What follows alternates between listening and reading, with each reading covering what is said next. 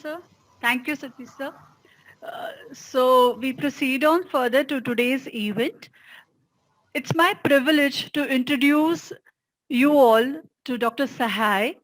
Dr. Sahay is our resource person, and Sir will be addressing us on social entrepreneurship as a theme of academic discourse. It's a great privilege to introduce Sahay, Sir. Dr. Sahay's teaching and research interests are in the area of strategic management, mergers and acquisitions, strategic alliances and JV, innovation, entrepreneurship, sustainability, and CSR. He has been a turnaround manager, corporate entrepreneur, researcher, educator, and an institution builder. In his earlier assignment as a chairman and managing director at SIL, he played the lead role not only in turnaround of the company, but in creating new products and processes for national and international markets. He has continued to serve both corporate as well as academic institution boards. He has advised leading companies in the area of corporate strategy, which included creation of their vision, mission, and values. He was the lead consultant in projects sponsored by European Union, Government of India, and corporates. Dr. Saha is recipient of various Best Research and Case Writing Awards. He has published in various journals of repute in areas like strategy, innovation, entrepreneurship, sustainability, and CSR, besides writing research textbooks and edited books and teaching and research cases. He also writes popular articles in business press. His publications have crossed 125 marks. At BIMTECH, he aims to imbibe research culture and drive social change through social entrepreneurship. His areas of interest and research are strategic management, M&A, and strategic alliances. On the educational front, Sir has obtained his PhD from Technical University Brno, Czechoslovakia in 1969. In 1967, from Technical University Czechoslovakia and MBA from University of Madras. Sir has a wide experience in academics. He has been the professor and dean in research, Birla Institute of Management Technology, 2010 and till date. Professor and chairman, Center for Entrepreneurship Management Development Institute. Sir has been associated as he's been into Regional Institute of Technology from 62 to 63, now called as National Institute of Technology Industrial, assistant manager with Lakshmi Machine Works Limited. It's been really a great privilege to invite you here, sir, as a resource person, and really we'll be waiting to listen to your session, sir. Over to you. I welcome you also.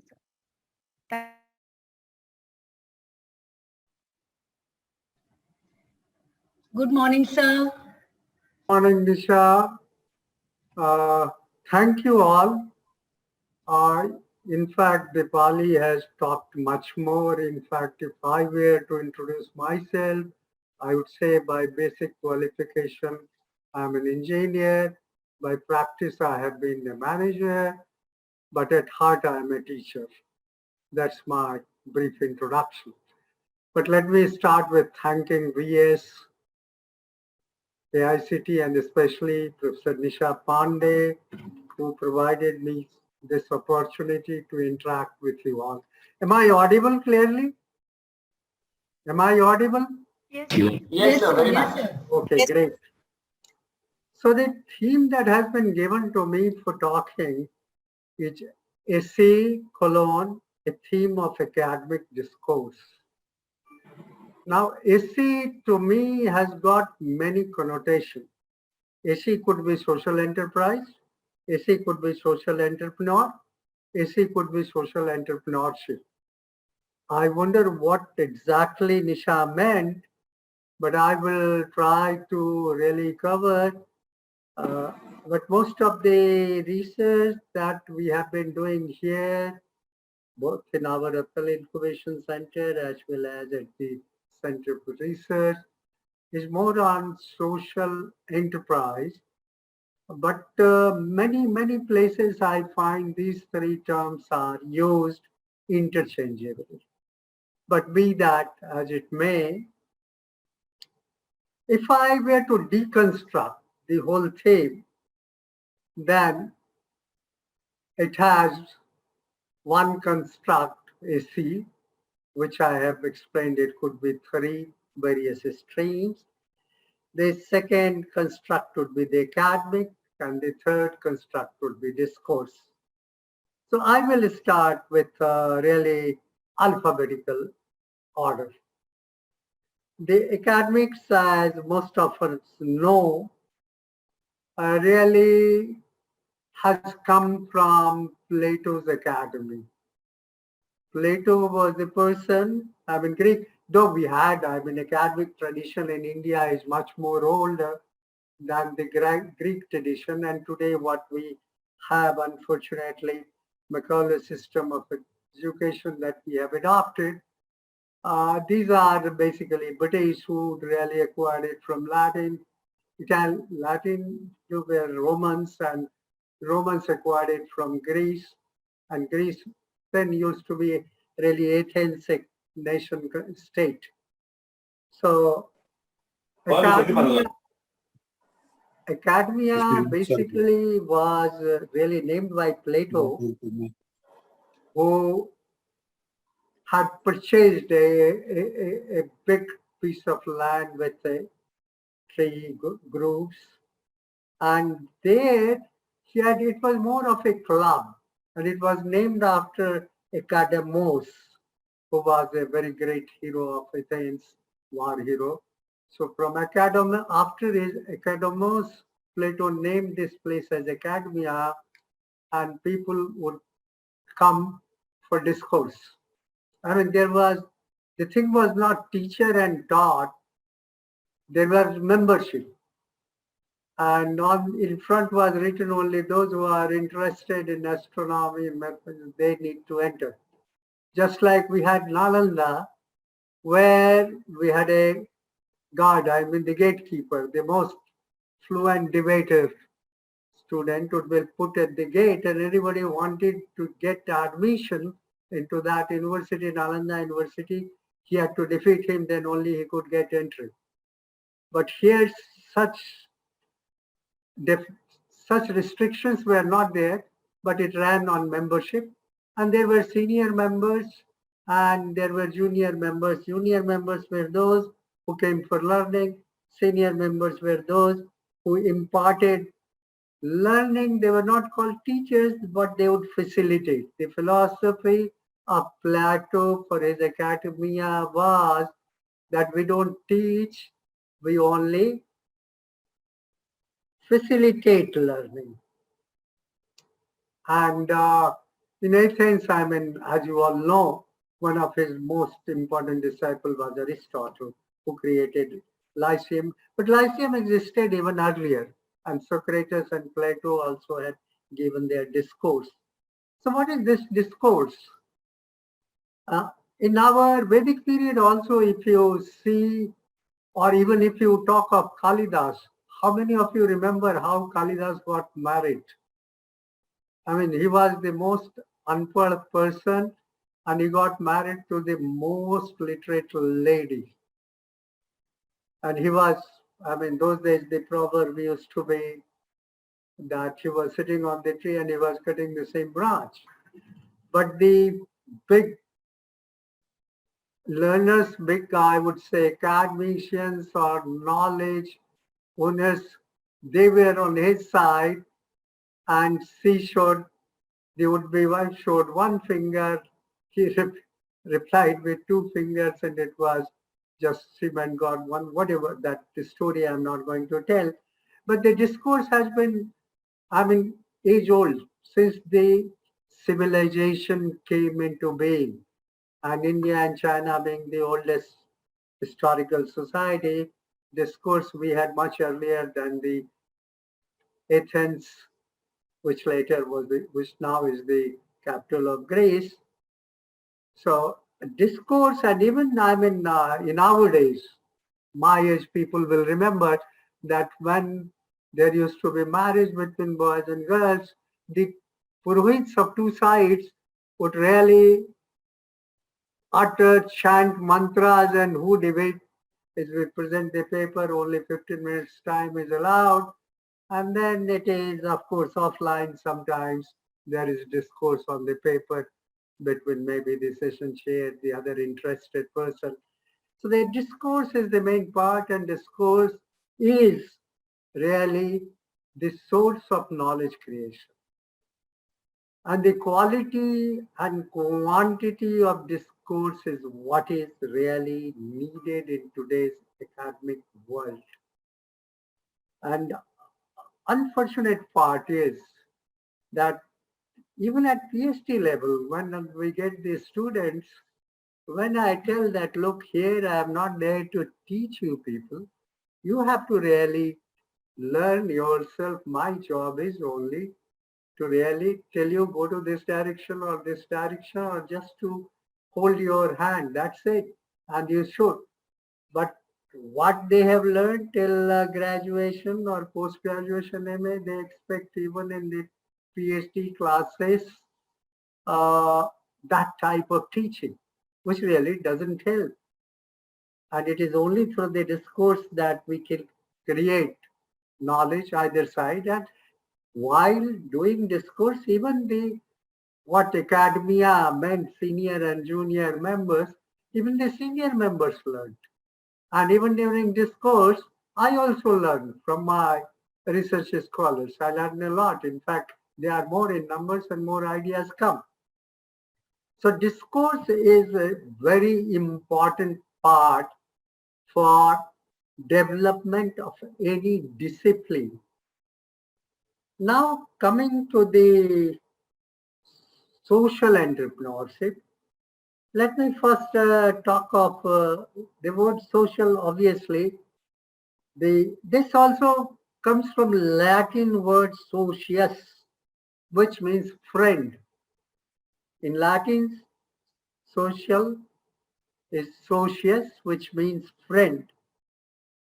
And I mean, some of the dictionaries I consulted, they say social is one who really enjoys being with others, who enjoys company with the others.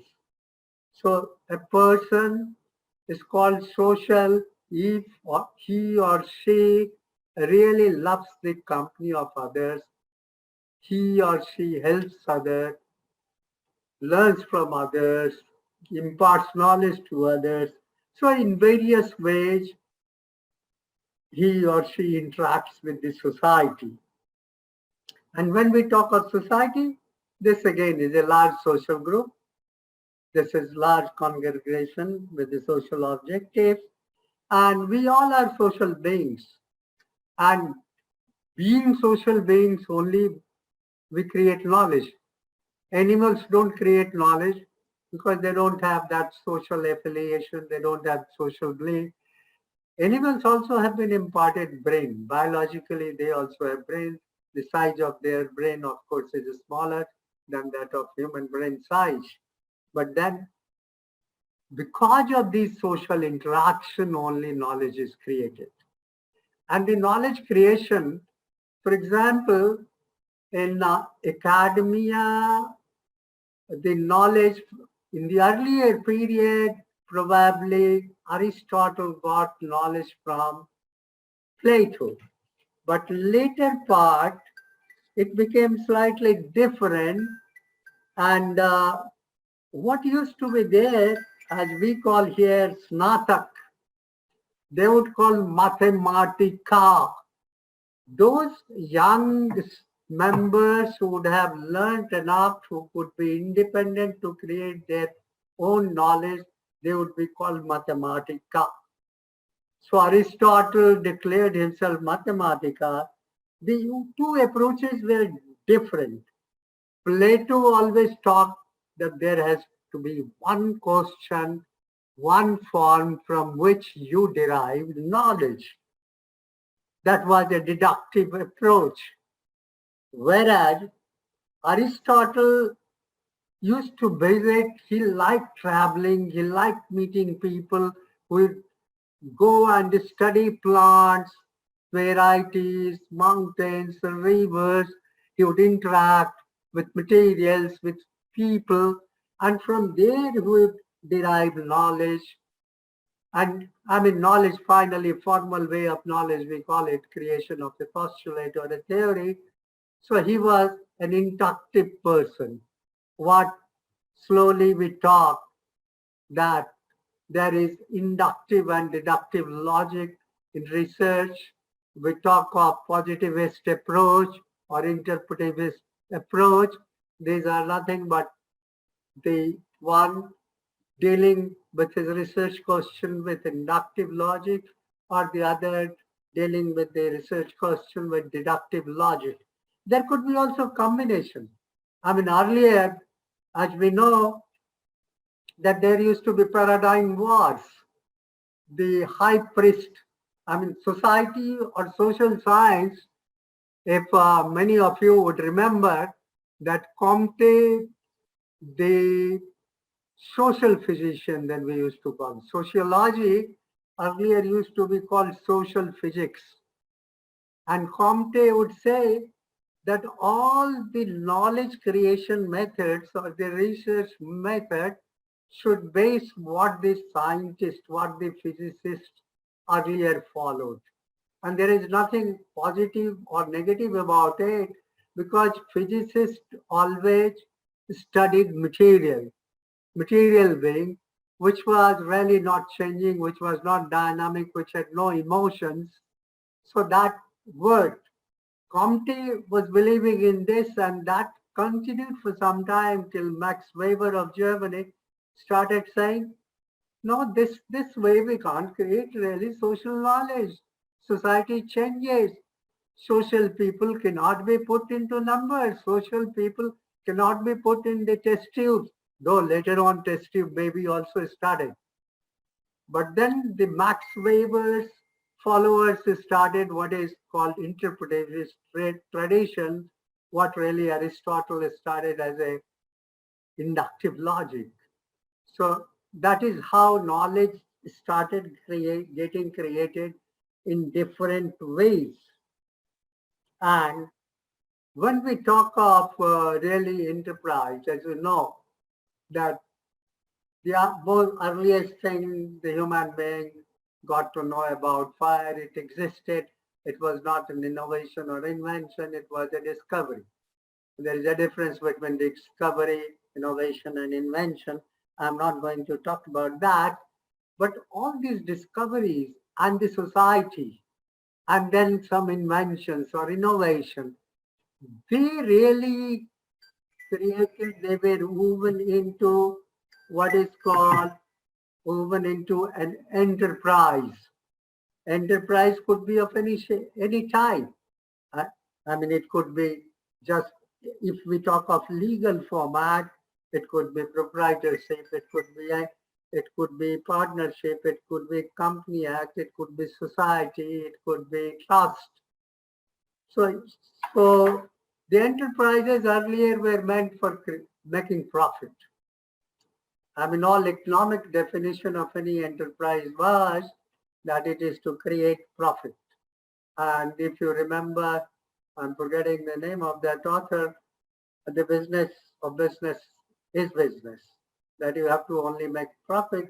And all our laws, Companies Act, X, Y, Z were made for shareholders. Shareholders were risk takers, but we are now moving from really the shareholder to stakeholder. Most of the nations now are talking about stakeholder concern, not shareholder. That the surplus, what the enterprise makes as on date, is distributed to the shareholders. But the many countries, it is slowly moving towards distribution to stakeholders. And even in India, the amendment of Companies Act in 2013, which brought a new paradigm for corporate social responsibility, that 2% of your profit has to be distributed among the community around you for the defined sub-7 purposes. So stakeholders also started getting some part of the profit. That is how we started here a little bit. But shareholders take the risk only to the extent they have provided their capital. Whereas the society takes enormous, endless risk. For example, you take the case of Bhopal. Bhopal gas leaks created such a big calamity. And who bore the brunt? The United Carbide just paid some compensation and went back to their quarters to USA. And here generations after generations are suffering. So really it is the society which, if any enterprise is running, it is the society that takes the biggest risk, not the shareholder. And therefore, nowadays we are talking of moving the distribution of surplus from shareholder to stakeholder. And even in the academics, we are now talking of stakeholder theory. We want to move from shareholder theory to stakeholder.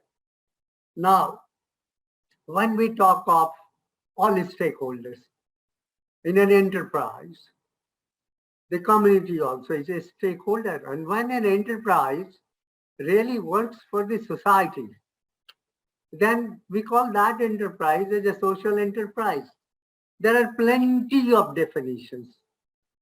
I mean, hundreds of definitions. In fact, one of my research scholars did a paper on towards an integrative definition of social enterprise. And what he did, he went through all the literature. The literature on social enterprise started coming 80s and 90s were very little. But 2000 onwards, there is a big flow of literature on social entrepreneurship, social entrepreneur or social enterprise, the majority being on social enterprise. So what I'm going to talk to you, probably we shall touch all the three. And in academics, many of the authors have used this terminology, these constructs interchangeably, but obviously they are three different and distinct constructs. Now, when we talk of social entrepreneurship, earlier we used to have government organization and non-government organization, NGOs. Government's job was really to provide the social service, to provide water, electricity, XYZ, all the public utility. But these were slowly transferred to enterprises, somewhere being taken by the for-profit enterprise. Some of them have been shared now for NGOs. Many of the NGOs slowly got themselves converted into social enterprises as funds started drying up. Because what happens that NGOs runs on grant, and the nations or even the big corporates which are making more and more profit, but they want to make still more profit and they spend more on R&D. So they had their funding to these NGOs also are slowly drying up. And they are also taking a plea that we are spending a lot, now 2% of the profit on CSR. So the funds to NGOs are getting drying up. So most of the nations started this new legal frame. In India, there is no separate legal framework for social enterprise.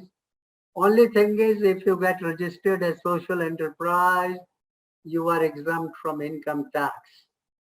Whereas in other countries like UK, European Union, all the member countries, when you say there are so many other benefits and there are so many other legal benevolency.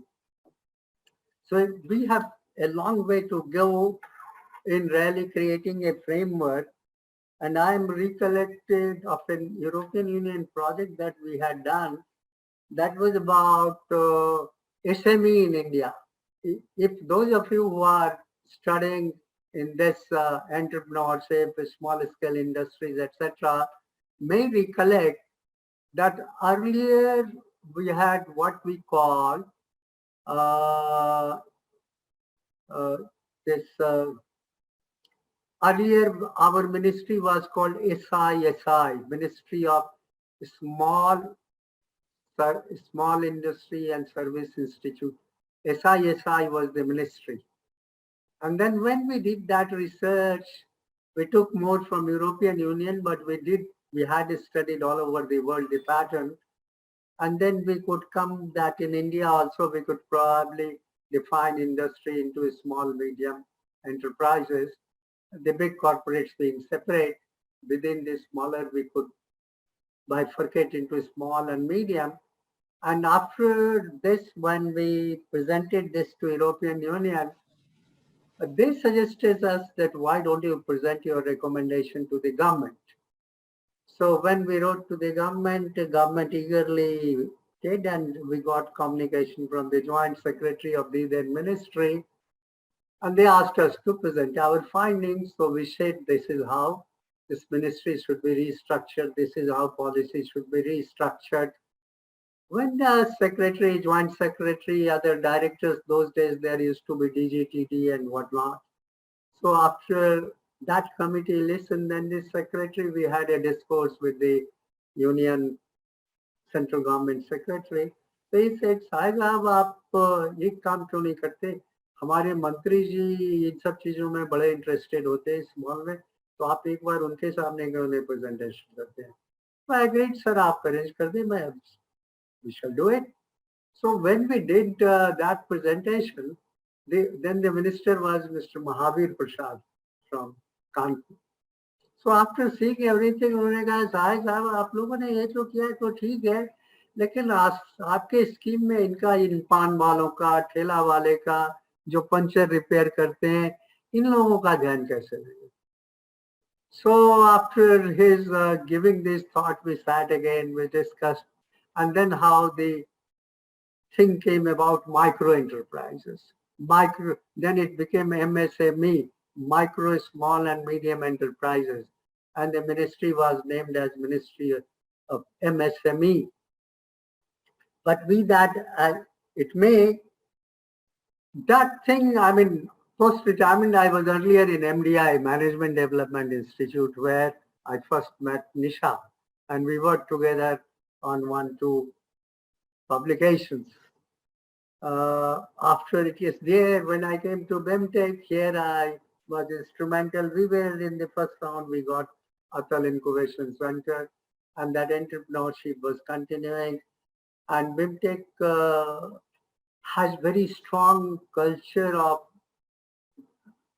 as you know, Birlas or Tatas had entrepreneurship culture. So we had entrepreneurship courses going on. And when I joined, I brought it into the research level. And we have already produced, I think, 2 research scholars on social entrepreneurship. There are 3 more registered who are doing. But this particular field is attracting many scholars. And really India needs it very, very much. And I wonder how many of you know that before all this concept came, I mean, if we were to take NGOs and social enterprises together, in India, more than 2 million social enterprises are working in different sectors. And one of the studies by British Council revealed that of the 2 million social enterprises, about 20% are working in non-conventional energy and 26% are working in microfinance, 28% in agri, fishery, poultry, etc., and 30% in education. Whereas 80% of them, with the surplus that they got, have created now their future goals. They are getting into now something more, something better, social problems. But now coming to the definition of social entrepreneurship, I mean, when I got into it, entrepreneurs I had created as my tenure, maybe hundreds of them. by giving them jobs, technology, little seed money. But academics, when I got into academics of entrepreneurship, and especially into social entrepreneurship, I was wondering, is it not an oxymoron? On one side, we say enterprise, which is supposed to make profit. On other side, we say no profit. So it is absolutely two diametrically opposite. That it has to have social objective. It has to create social value. Any definition of social enterprise or social entrepreneur or entrepreneurship talks of both creating social value and also getting market oriented. Yes, market oriented, they are needed, and this again connects very well to SDGs. And the new researchers who are now trying to do their research, they have not yet formulated their research questions and problem. They are somewhere trying to connect SDG with social entrepreneurship. And each of 17 SDG probably can be connected with social entrepreneurship. Not only these 17 main, even their branches from each could be connected with social entrepreneurship. And we at BIMTECH as an institution also does a lot. We have adopted so many small girls destitute. We provided education. We made them, self-dependent. During Corona, we had campus. We started just and all that. So BIMTECH it is also an institutional social entrepreneur. But when my first social entrepreneurship fellow students, PhD student, was proposing, presenting his research proposal, we had one of the evaluator from IIM Lucknow, who was earlier in Tata Motors, and he was with Tata's for a long time. Discourse, Tata Iron Steel, today called Tata Steels. So when he presented, then he asked a question. He was Dr. Anadi Pandey. So he asked my researcher the question that, come on, by your definition, what do you think? Are Tata a social entrepreneur? So he said, no. He said, why? Your definition says it creates social value. Do Tatas not create social value? Look, Indira Gandhi said that we are deficient, our salt doesn't have iodine. We had no business to make salt. We started making salt. It was a social problem. So we were the first to start iodine salt. And that is how Tata Salt came. Tata Chemicals took this challenge. So how do you say we are not social entrepreneurs? And I get now reminded of Sir Jamshedji Nausherwaji Tata, who is the founder of this Tata Group. When Tata Steel was made, his son was the project manager there at Jamshedpur, that is called also Tata Nagar. He wrote a letter. Jamshedji wrote a letter to his son Dorabji that before you make an ounce of steel, please ensure that there is temple for Hindus for their worship, there is mosque for Muslims, there are churches for Christians, for the workers to worship, there are good schools for their children to go to get education, there are wide roads, there are good gardens, there are many trees planted so that there is nice breeze before you create heat of the oven, so on and so forth. So, they are for profit organization, but in their mind and their heart, they obviously have been also social entrepreneurs. They were the ones who created what is Indian Institute of Science today was really Tata Institute of Science earlier. Today, TISS is still there, Tata Institute of Social Sciences. And social entrepreneurship in India, I would consider nobody else academically does research more than TISS. None of the IIMs or anybody but Tata Institute of Social Sciences. So anyway, let me come back to social entrepreneur. And I mean, even I'm sure all of you may be knowing the Ashoka Foundation and the list of Ashoka's Bill Dayton that created. There, the first social entrepreneur listed was an Indian. And more and more are coming.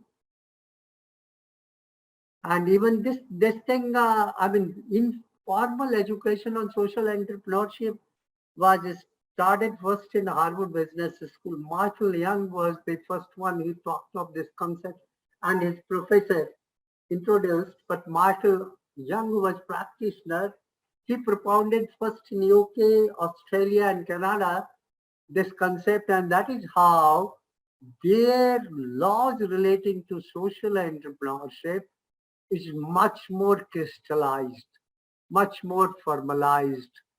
In India, we still don't have.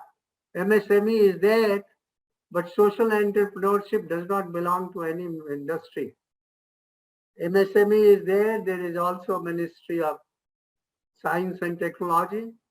Social entrepreneurship, I mean, I'm a very, very strong believer of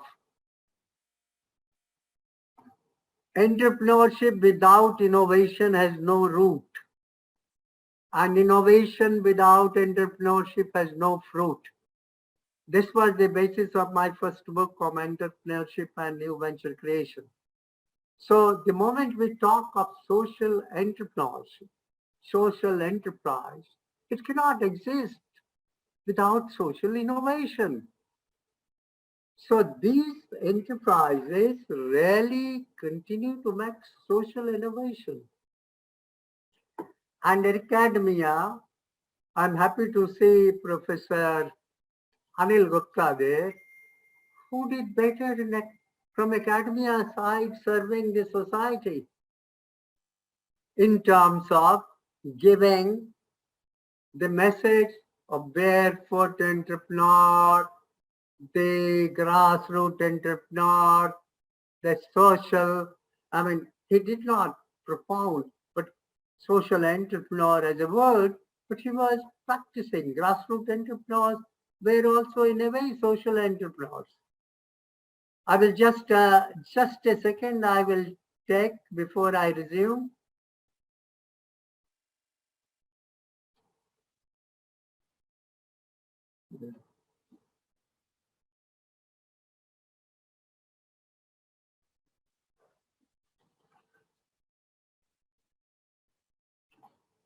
I had to put an eye drop in my eyes that my doctor wouldn't leave me. So I personally would believe that there is a continuum. We should not think social entrepreneurship one block, other enterprises, economic enterprise another block. My personal belief is that there is a continuum of enterprise. At one end is pure economic enterprise who do not believe in doing anything social. They say that earning profit and providing goods and services itself is a social cause. Although in India, they have been forced to spend 2% on the community. On the other hand, there are social people earlier were NGOs who used to get grant, who would not make any money, but solve social problems. But today enterprises are somewhere in between two ends of this continuum. Somebody could be 20%, social entrepreneur 80%, economic entrepreneur, social entrepreneurs maybe 80% social entrepreneurs, but 20% they have to be economic entrepreneurs. Otherwise they don't exist. They have to at least break even. In fact, they have to make something more than break even to take nuances of fluctuations in the external environment. So if they don't create economic value, obviously their primary reason of existence is to create social value, to solve some social problem. But they have to create economic value for their existence. If they don't create economic value, they don't exist. So we get into a dilemma. How to define? And I would rather recommend, instead of my talking definitions in this lecture, I would recommend one of my articles. Maybe I have shared it, I think, with Nisha and Dipali, the integrative definition. Even today, there is no single definition accepted by whole world. And how we call anything, the differences between hypothesis, postulate, and then theory. When your hypothesis gets proven time and again, still it doesn't get theory. When the academic community all over world accepts that, then it becomes theory. And those theories also are not permanent, they change. Like Maslow's hierarchy, for example. That was relevant when it was made. It is no more relevant in countries like Finland, Sweden, the Scandinavian country, USA, Europe. It may be relevant today for India. Or even Newton's, let's say, even in physics, Newton's, earlier physics, Newtonian physics was different. That was absolute positivist, absolutely materialist. Einsteinian physics was different. Theory of relativity was conceptual. It was not a proven thing in the beginning. We had cyclotron and all that proved. So even physics, even science, pure science, life sciences have anyway been practicing pragmatism. There was also interpretivist approach and positivist approach. But when we talk of social entrepreneurship, now one will ask that what should be our approach for doing research on social entrepreneurship? I'm not getting more into teaching of social entrepreneurship because nowadays AICTE and the new education policy puts a lot of emphasis on research. So what should we do? What should be our research problem on social entrepreneurship? Social entrepreneurship, as you know, in research we call something is nascent phenomenon, something is intermediate phenomenon, something is what we call very mature phenomenon. Like if we try to talk about mergers and acquisition, it has been taking place from 18th century. Not in India. India, it is most post-liberalization, it is more. Or if we talk of, let's say, Darwin's theory, all that, what needs now to be done? What as a researcher India needs? We must take, and when we talk of research, we are talking always of relevance and rigor, while as an academician, we always want rigor, but understand society and community wants the relevance. And unfortunately, I have examined many PhD theses and find all of them practically, pure academics with no relevance to the social problems or society or policy making. They all gather dust in the library. So my advice to all of you is whatever research you do, please see that it serves to your target audience. It may be community, it may be policymakers, it may be business, it may be your own institution. Otherwise, your research is a pure paper exercise. Having said that, many of you will have questioned that what are burning issues in the arena of social entrepreneurship. I would say since it is still a nascent stage, though some academians feel that there has been enough debate or discourse on its definition, I for one consider that there is still not a globally accepted definition of social entrepreneurship. And so some research, I mean, it need not be conceptual. It can be empirical research. Like one of my धन्यवाद आज लेता हूँ अगला जब होगा लड़का ही होगा निश्चित है मैंने तुम्हें बता दिया नहीं can तो I मैं भी जो continue पूछ लेना or somebody is there on network? Sumant Kumar. Okay. So that's a very basic thing. And that can be done also totally empirically. Even this integrative paper that we wrote, it was not only literature review. And when we say literature review also, there are now variety. Usual is bibliographic literature review, systematic literature review, integrative literature review, thematic literature review. But those are part of your research. When you come to the problem, the definitional problem itself is a big issue. And definitional problem also, today, when we talk of social enterprise and social entrepreneurship. Sorry to interrupt you, sir. Yeah. Sorry to interrupt you, sir. Please, Mr. Suman, can you please switch off your video? Yes, sir, please continue. Sorry. Okay. So what I was trying to tell that this social entrepreneurship and social innovation is very much contextual. Today's definition, I mean, each country has got its own definition. European Union, though it has one, but Germany has different, Belgium has different, Finland has got different definition, so has USA, so has Australia.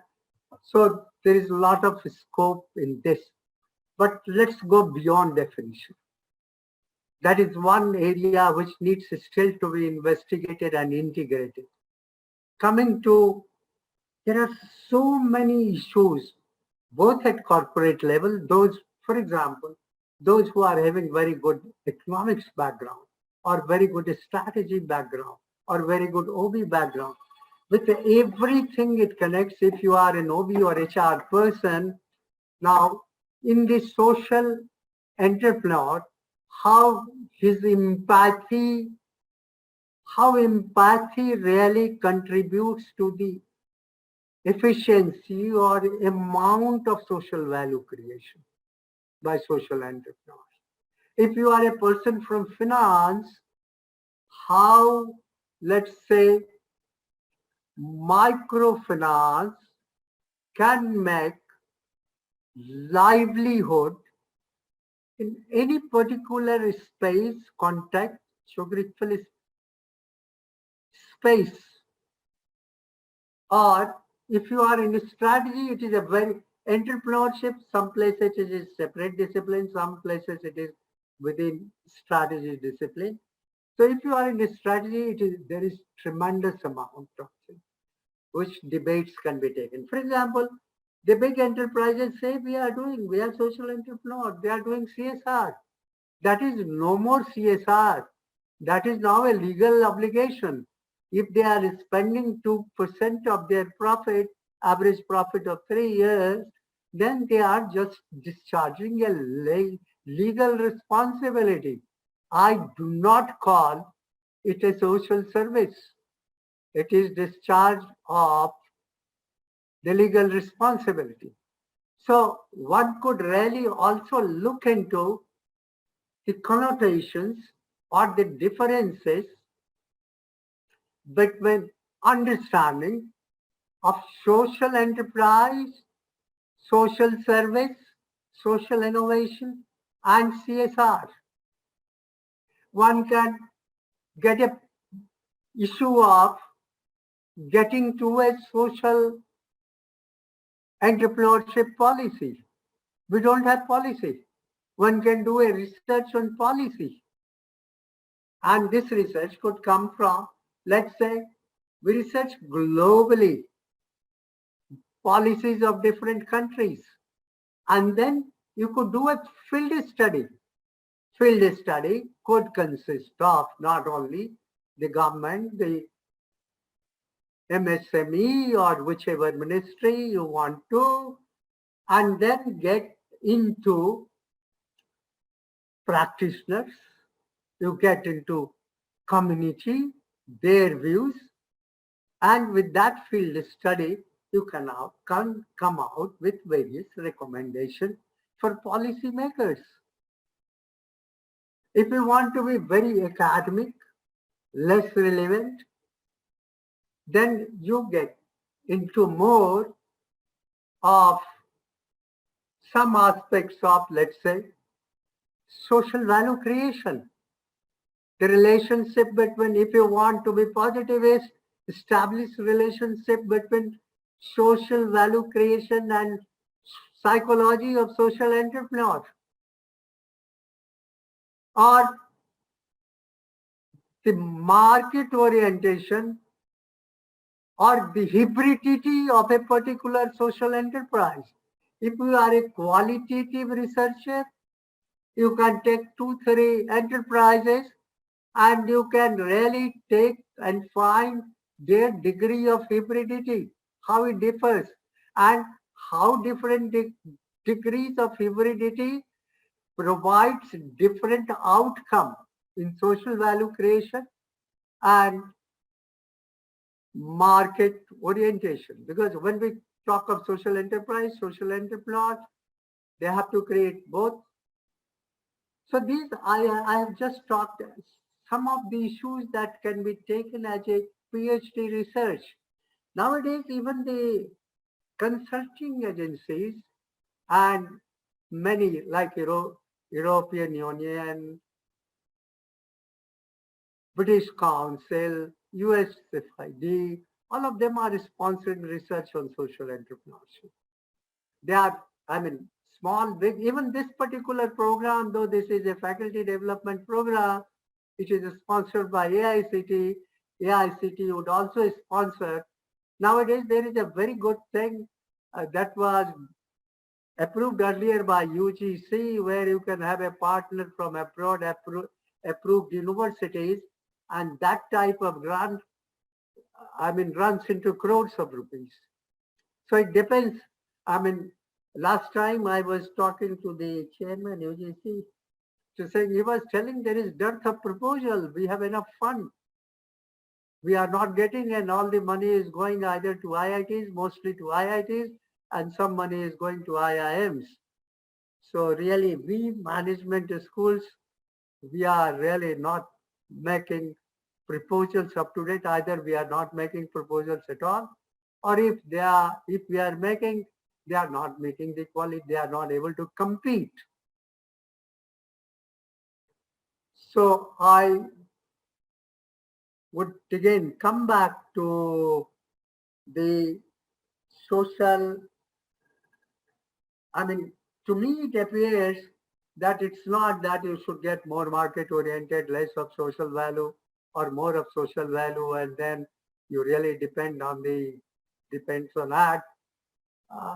You have to really strike a balance depending upon your situation, your community, because the community is also part of your organization. They are both the owners as well as the beneficiary. And in this regard, I find many social entrepreneurs to be very different. For example, I had been talking to Anshu Gupta, who comes very often on and he consults us. So poor chap, he has been really earlier collecting cloth and distributing to those who were not having in terms of earthquake or floods, so on and so forth. But he was very cheesed off that people have understood them. जैसे अक्षय पात्र को हम अन्नदाता सोच लेते हैं, वैसे हमको कपड़ा दाता लोगों ने समझ लिया. Really, my objective is to restore dignity of the bottom of pyramid. And therefore, I don't just distribute. I just don't give it. I make them work. I make them feel that they have earned. And I don't give clothes what has been received as it is. We wash, we modify, we make it to fit to the size of the beneficiary. So all this helps. And he told that, yes, social service I am doing, but my primary vision is to restore dignity to the people at the bottom of the pyramid. Likewise, some social entrepreneurs in the energy sector, renewable and new energy sector, they talk, yes, we are making an energy sector, we are making, but my main purpose again is to provide livelihood. It is not that I am marketing the solar torch or solar cell, or I am giving them the solar power to distribute in a small village, 40, 50 people, somebody. My purpose is to make them earn their own livelihood. So every social enterprise or entrepreneur has got a distinct purpose. And what business it does, those are the means. The end purpose is different, and what you say called vision or the purpose, they are at much higher social level. So to conclude, I would really recommend to the researchers who are in this field, always get into the field. Yes, you're required to read, you're required to write, you're required to do desk research. But for me, I would say 80% of your time should go in field. Then only you can do real research in this social entrepreneurship or social enterprise field. Otherwise, you are not even touching the surface. And as everybody says, the knowledge is below the surface, not at the surface. Like ice cube, only 1/10 iceberg, you say above the sea level, 9/10 is below. So that 9/10, if you want to explore, you have to go to the field. Thank you, sir.